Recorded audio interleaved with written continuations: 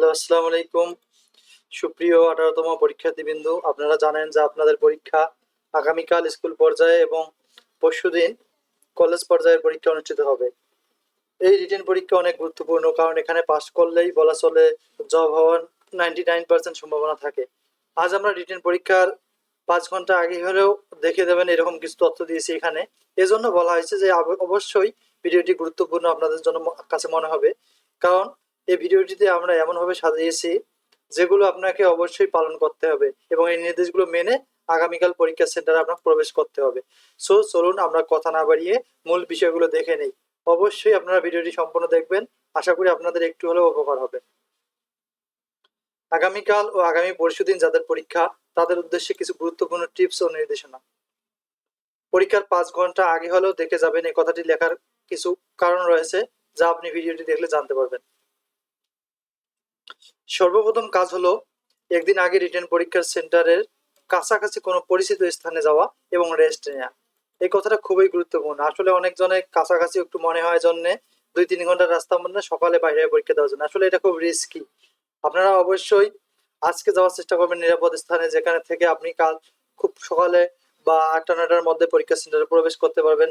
সে ধরনের স্থানে অবশ্যই আপনাদের থাকা উচিত এই সময়, যাতে সকালে ফ্রেশ মাইন্ডে পরীক্ষা দিতে পারেন। এটি একটি অন্যতম গুরুত্বপূর্ণ টপিক। অযথা যাদের সেন্টার বাড়ির খুব কাছাকাছি তারাও অন্তত পক্ষে 1 ঘন্টা আগে রিটেন পরীক্ষা সেন্টারে যেন প্রবেশ করতে পারেন, সে অনুযায়ী একটু আগে বাড়ি থেকে রওনা দেওয়া। অর্থাৎ যাদের সেন্টার একেবারে 2-3 কিলো কাছাকাছি তারা এই কাজটি করতে পারে, আর যাদের সেন্টার দূরে আছে তারা চাইলে একদিন আগে গিয়ে সেখানে থাকতে পারেন। তাহলে সকালে সুন্দরভাবে একটু রিভিশন দিয়ে সুন্দরভাবে আপনি পরীক্ষা দিতে পারবেন। না হলে কিন্তু সময় নিয়ে অবশ্যই আপনাদের সমস্যার সম্মুখীন, যদিও আপনি পৌঁছতে পারেন ঠিক সময়, ঠিক আছে, কিন্তু আপনি রেস্ট নিতে পারবেন না। পরীক্ষা সেন্টারে প্রবেশ করে আপনার লেখা কিন্তু হিজিবিজি হতে পারে। মনে রাখবেন, পরীক্ষা শুরু হওয়ার অল্প একটু আগে সেন্টারে প্রবেশ করলে লেখা ও পরীক্ষা দুটি খারাপ হওয়ার সম্ভাবনা থাকে। তাই ঠিক সময়ে সেন্টারে গিয়ে নিজেকে স্থির করে রাখা, ফ্রেশ মাইন্ডে থাকা। আশা করি আপনারা অবশ্যই গুরুত্বটা বুঝতে পারছেন যে পরীক্ষার আগে গিয়ে কি রকম সুবিধাটা পেতে পারেন। আজকের রাত অর্থাৎ আগামীকাল আপনার পরীক্ষা, আজকের রাতে বেশিক্ষণ পড়াশোনা করার কোনো প্রয়োজন নেই। রাত 10টার মধ্যে যে প্রশ্নগুলো পড়েছেন সেগুলো রিভিশন করেই ঘুমাতে যাবেন। অর্থাৎ রাত 10টা পর্যন্ত আপনি পড়তে পারেন, আপনার যে প্রশ্নগুলো কঠিন বা যেগুলো পড়েছেন ওগুলো সুন্দরভাবে রিভিশন করে দিয়ে যেতে পারেন এবং রাত 10টার মধ্যেই আপনি ঘুমাতে যাবেন। সকাল 5টা থেকে 6টার মধ্যে ঘুম থেকে উঠে আর একটু পড়বেন, যেগুলো রিভিশনের সময় রাতে মনে ছিল না সেগুলো একটু রিভিশন এখন করবেন। তাহলে বেশি রাত করার কোনো প্রয়োজন নেই, কারণ ঘুম কম হলে আপনার কিন্তু পরীক্ষায় মাথা কাজ করবে না। যেহেতু আপনার 3 ঘন্টা মাথা খাটিয়ে লিখতে হবে, সেহেতু অবশ্যই এই নিয়মটি আপনি অবশ্যই পালন করবেন। অত পড়া লাগবে না, যেগুলো পড়েছেন জাস্ট ওগুলো রিভিশন দেন, নতুন কোনো পড়ার এই সময় কোনো প্রয়োজন নেই। আর অযথা কোনো টেনশন নেবেন না, যা আপনার ভাগ্যে আছে তাই কিন্তু হবে। শরীর খারাপ হলে কিন্তু লিখতে কষ্ট হবে, তাই নিজেকে সুস্থ ও সবল রেখে ও ঠান্ডা মাথায় পরীক্ষা দিন। এ সময় কোনো টেনশন নেওয়া যাবে না, এক্সট্রা অতিরিক্ত কোনো টেনশন নেওয়া যাবে না। 2 নম্বর টপিক হলো এডমিট কার্ড ও প্রয়োজনীয় উপকরণ সাথে নেওয়া না নেওয়া। অর্থাৎ আপনি ভুলে যদি এডমিট কার্ড ও প্রয়োজনীয় উপকরণ না নেন তাহলে কিন্তু প্রবলেম হবে। অবশ্যই এডমিট কার্ড ও প্রয়োজনীয় উপকরণ সাথে নেবেন। ব্যাগ বা মোবাইল ফোন বাড়িতে রেখে যাওয়াই ভালো, কারণ ওখানে ওগুলো রাখতে অনেক সময় নষ্ট হয় এবং অযথা টেনশন অনুভূত হয়। আপনি ব্যাগ নিয়ে গেছেন আপনার বাড়ি একটু দূরে, আসলে এই সিম্পল পরীক্ষার জন্য আপনার ব্যাগ নিয়ে যাওয়ার কোনো প্রশ্নই ওঠে না। এগুলো রাখার জায়গা পাবেন না, কোনো দোকানে রাখতে হবে, দোকানে কোনো রাখতে চায় না, আবার 20 টাকা করে এরকম চায় রাখতে গেলে। তাই অবশ্যই এগুলো বাড়িতে রেখে যাওয়াই উত্তম।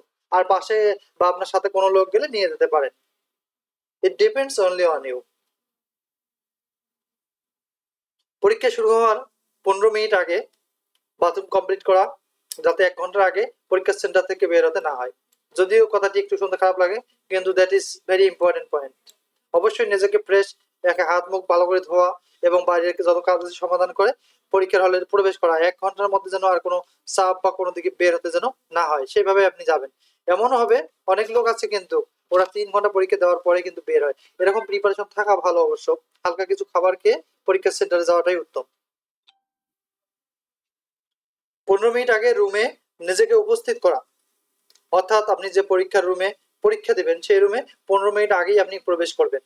কারণ ওই সময় রিটেন খাতা দেওয়া শুরু হবে। আপনারা জানেন রিটেন পরীক্ষার খাতা 15 থেকে 20 মিনিট আগে দেওয়া শুরু হয়, সেজন্য একটু আগে প্রবেশ করবেন এবং চূড়ান্ত সময়ের আগে খাতার প্রথম পেজের কাজ সমূহ পূর্ণ করা ও মার্জিন টেনে নেওয়া। চূড়ান্ত সময় কথাটা অর্থ হচ্ছে আপনার পরীক্ষা সাপোজ মনে করেন শুরু হবে 10টায়, আপনাকে যে 9টা 45 খাতা দিল, ওই 15 মিনিটের মধ্যে আপনি খাতার উপরে কাজ, রোল লেখা লাগতে পারে, আপনার নাম, আপনার সাবজেক্ট কোড, আপনার বিষয় কোড, এগুলো ভরাট করবেন সম্পূর্ণ ওই 15 মিনিটের আগে।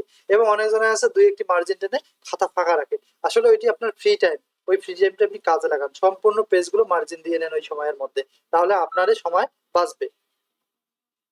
যেহেতু সময় ফ্রি পাচ্ছেন তাই সকল খাতার পেজ মার্জিন দিয়ে নেয়া, কালো কলম বা পেন্সিল দ্বারা মার্জিন দিতে পারেন, তবে মার্জিন দেওয়াই উত্তম, খাতা না মরিয়ে।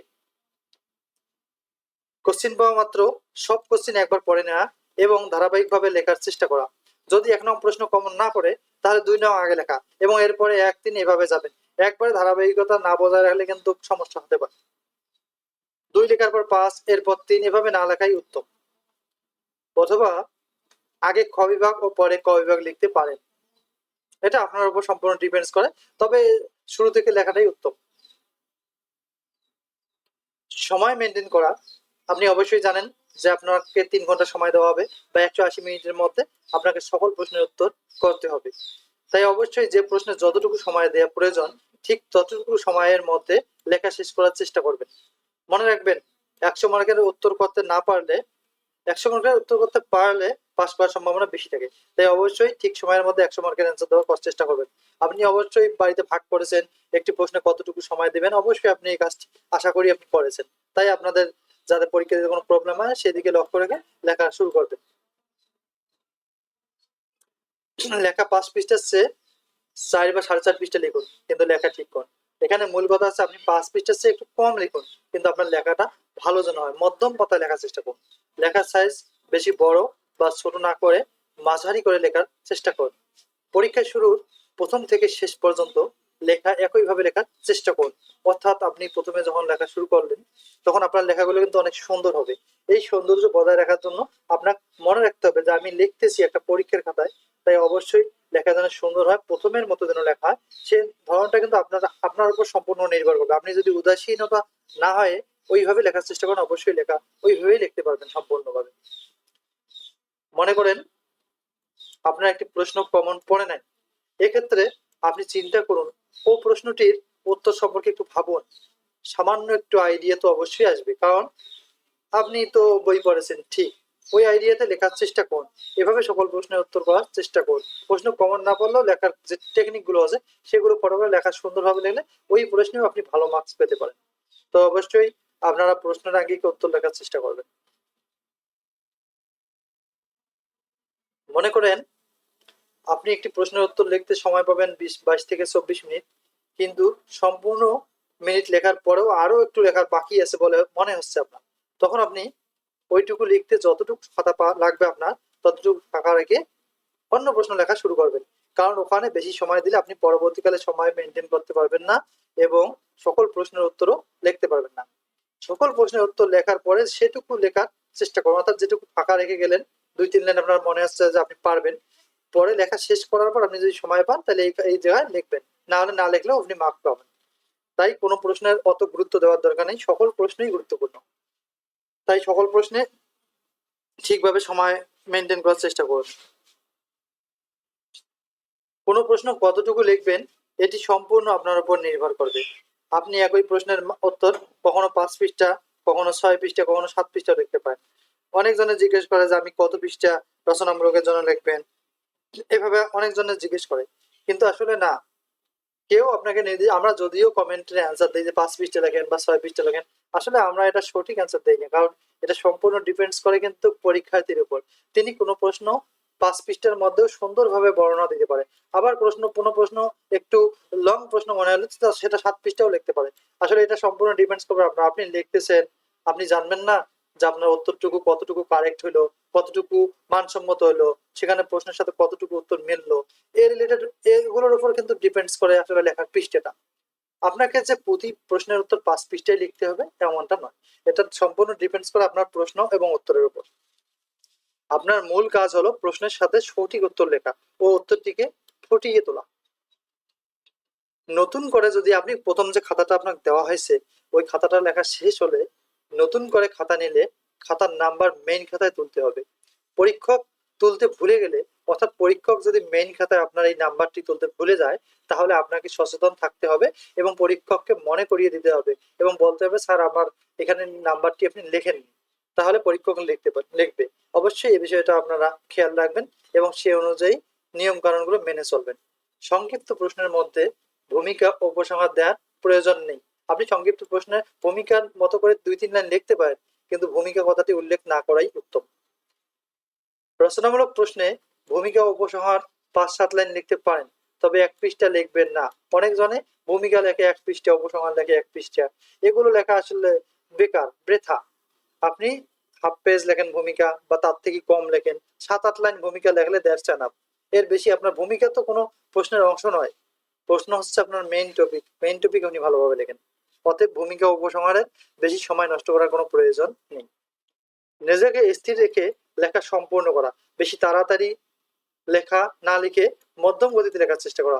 অযথা আপনি তাড়াহুড়ো করে একটি প্রশ্নে অনেক সময় দিলেন, আরেকটিতে দেখলেন যে সময় কম, খুব তাড়াতাড়ি ওই প্রশ্ন, তাহলে ওই প্রশ্নে আপনি মার্ক কম পাবেন। তাই সকল প্রশ্নে ঠিকভাবে মাপ দেবেন, ঠিক একই স্থিরভাবে লেখার চেষ্টা করবেন, একই গতিতে। লেখা শেষ হলে রিভিশন দিন, যে কোনো প্রশ্নের উত্তর কোথাও বাকি আছে কিনা ও নাম্বার ঠিক আছে না, কোনো প্রশ্নের নাম্বার দিয়েছেন কিনা, কোনো প্রশ্নে আন্ডার 1 নং প্রশ্নের উত্তর দিয়ে নিচে আন্ডারলাইন করেছেন কিনা, আবার কোনো প্রশ্নের উত্তর যেমন 3-4 লাইন লেখার মতো জায়গা ফাঁকা রাখছেন কিনা, ওই জায়গাটা ফিল আপ করুন। আবার পরিশেষে দেখবেন আপনার রোল ও নাম কোথাও ভুল আছে কিনা। এটা মেইন খাতার প্রথম পেজে আপনি লিখতে পারেন। তো এভাবে আপনারা সবকিছু চেক করে পরীক্ষা দিতে যাবেন। আপনার পরীক্ষা ভালো হবে এই আশা করি এবং প্রার্থনা করি যাতে সকলেই ভালোভাবে পরীক্ষা দিতে পারেন। So don't take any hesitation, don't be tension, take it easily. সহজভাবে পরীক্ষা দিন। আর যারা নতুন দেখতেছেন তাদেরকে অবশ্যই বলবো প্লিজ সাবস্ক্রাইব করবেন। সামনে আমরা 18তম ভাইবা সম্পর্কে আলোচনা করব এবং 19তম গুরুত্বপূর্ণ কিছু মডেল টেস্ট প্রত্যেকটা সাবজেক্ট ভিত্তিক দেওয়ার চেষ্টা করবো ইনশাআল্লাহ। So thank you for watching this video. যারা অলরেডি সাবস্ক্রাইব করেছেন তাদেরকে অসংখ্য ধন্যবাদ। আসসালামু আলাইকুম।